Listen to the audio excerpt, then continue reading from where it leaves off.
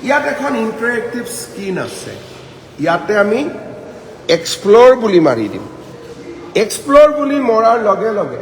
আমাৰ মন গ'ল টোকাৰী গীত শুনিম আমি এতিয়া আপোনালোকে শুনক টোকাৰী গীত শুনি আছে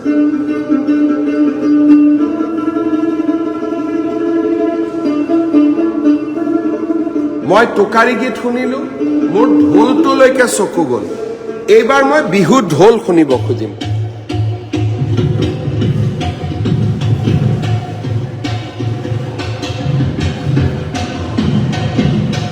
কোনোবাই সুধিলে টকাটো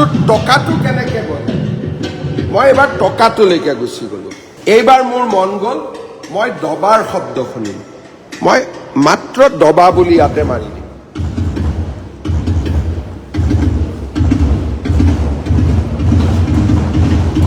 অসমৰ ঐতিহ্য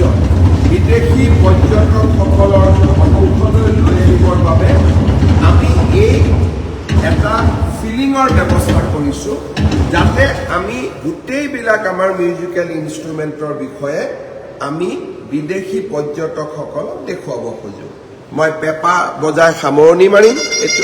এতিয়া পেঁপাৰ শব্দ